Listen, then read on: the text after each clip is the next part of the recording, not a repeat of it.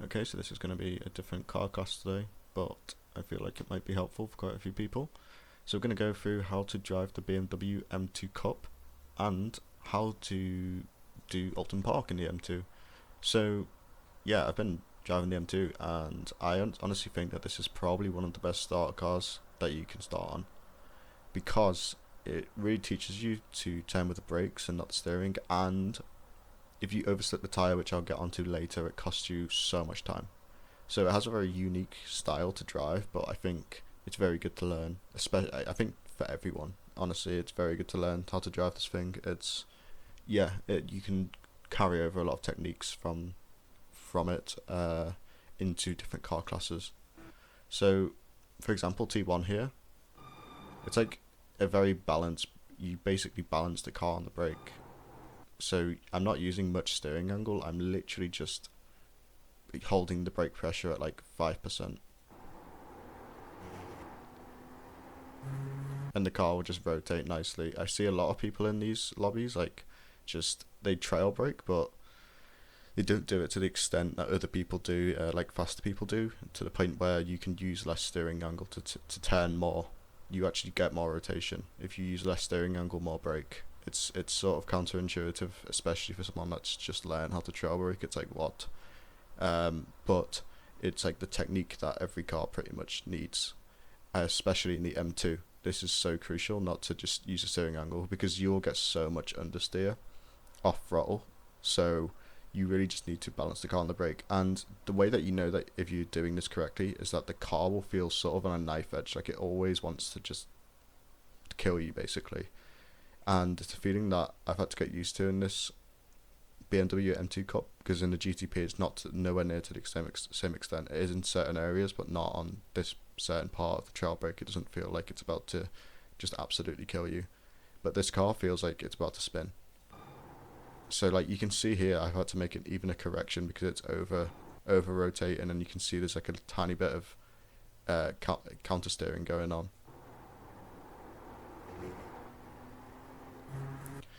But yeah, that's how I take T1, and that's how you sort of turn this car into high speed corners. I think another good example is here. Let me go back. So here it's all about just balancing the car again on the brake. And you can just see how little steering angle I need to use to get the car to rotate. In fact, I actually use the steering to make the car more understeery, because sometimes when you're exiting the trail brake, it will really start to just go all squirmy on the brakes. So you can release the pressure a little bit and just turn the steering knock a bit more, and you get a bit of understeer, which is sometimes actually very helpful. Like this corner, you get a heap of oversteer.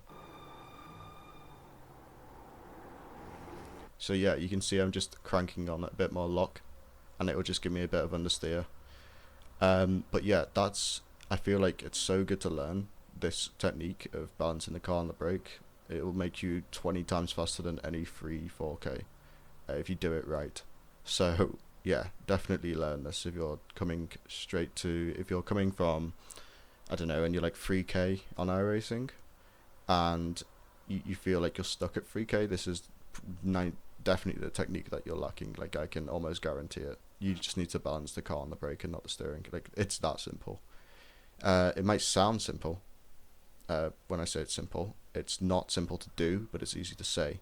It's that simple in the way that all you need to do is balance the car on the brake, but it's very hard to do that to actually do it in practice, because it's such a weird feeling at first, because it feels like the car's always going to just die, like just snap on you and you're going to die, which is totally understandable. I remember doing Mazda, and this was the exact thing that I was going through. I just couldn't do it because it just felt like the car was too pointy, but you actually use this pointiness to get the time out the car. But yeah, let's start this track guide anyway. Okay. So, coming into T1, I start to brake around this sign here. You do not, so in the M2, you do not exceed like 60% brake pressure. Ever, really, because the ABS will just engage and you'll get a ton of understeer and it's just undrivable. So you need to avoid the ABS at all costs. You can hit this curb, but you don't want to use too much because it can unsettle it a little bit. So just graze it at most. And then on the exit curb, again, don't get onto this the mesh here. Just you can use the curb but not the mesh, because you'll just get loads of oversteer, and it'll slow you on exit. But yeah, this is flat. Okay, so I brake a bit earlier. I was looking at David's telemetry. He brakes later. He brakes somewhere here. So yeah, you can brake later here when that compression starts. But I tend to brake before the compression, which is sort of a bad habit. I need to get it out.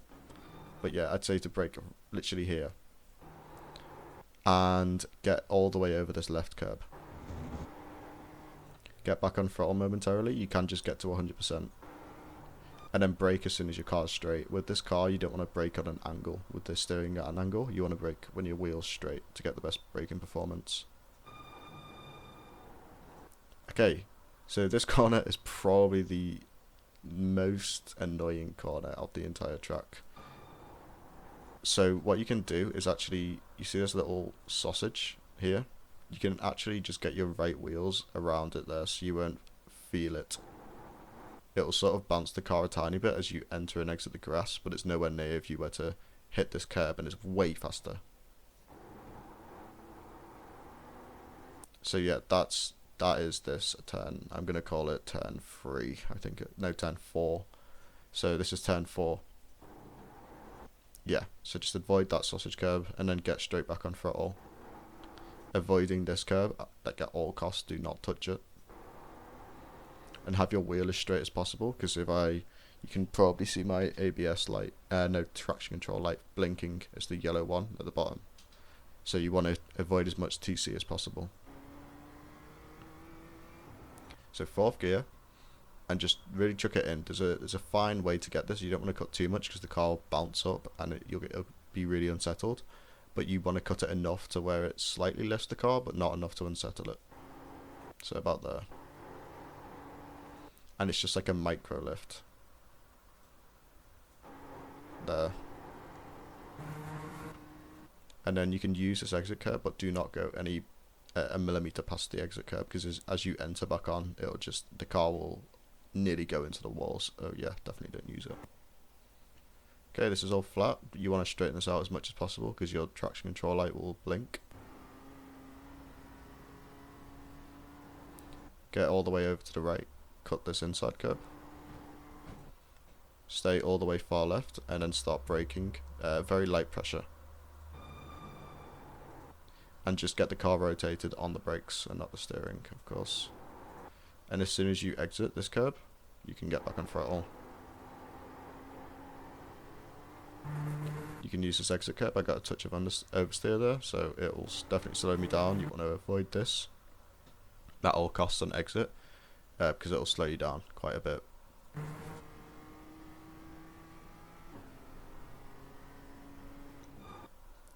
So yeah, we brake. There's not really a good braking marker for this. Like, you can aim for halfway between this marshal post and the right hand turn. So if you can find any reference points, here's the pause screen. 3rd gear. And you can use this right curb, but you don't want to hop off it at the end. You want to sort of exit it before it cuts. Like that, and then minus the oversteer and exit. And then cut this as much as possible. And then that's a 102.454, which is pretty much guaranteed pole. Unless you're up against David, which is, yeah, you won't get pole. Just to say it. But yeah, so I also wanted to cover the overslipping of the tyre.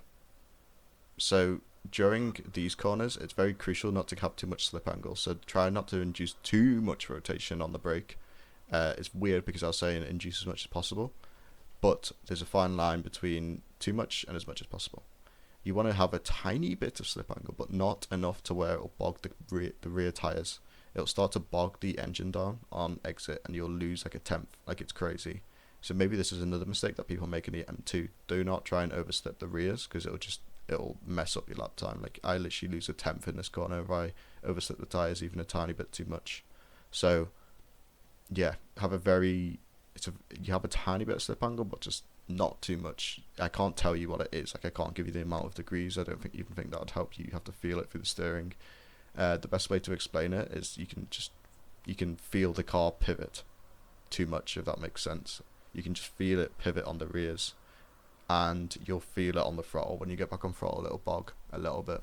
So yeah, not too much slip angle. Even here I didn't have much at all. We're going to chase, wherever that is. There we go. Yeah, there's pretty much none. You just don't want too much slip. Like this, you see if we go into slow-mo, like that slip angle is probably the max you want to have during an entry. But even this is a bit extreme. So yeah, literally for this car, you don't want any slip angle. The tyres will allow you to have the slip angle. Like, it won't just completely kill you like in some other cars, like the old GT3 tyre model. But this car, it allows you to do it, but it's slower. So it's a bit more getting used to, I guess. But yeah, I mean, that's the full track guide, I guess. I can replay it start to finish without me talking.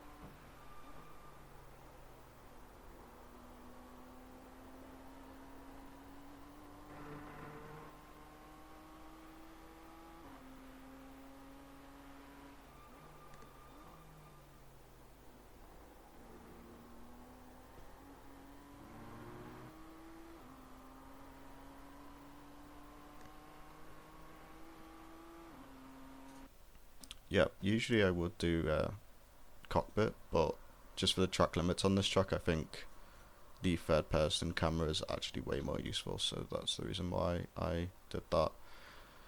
But yeah, that is literally how to drive the M2, and that's the oulton park track guide. So yeah, hopefully it helped.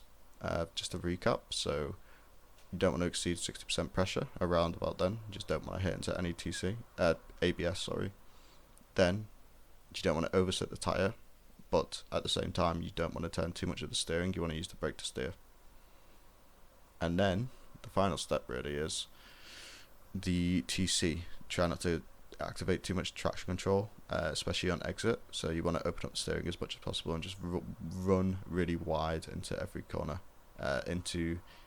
on exit of every corner. Just run really wide, just to avoid the TC, because it will literally kick in fifth gear on a tiny bit of on a tiny radius, so on a big radius. So it's really stupid, but that's just how to drive this thing. I refuse to believe that this car drives like this in real life. Like, I just refuse to believe it, because it drives like it's a wooden cart, but it is pretty good to learn trail braking. So yeah, thank you.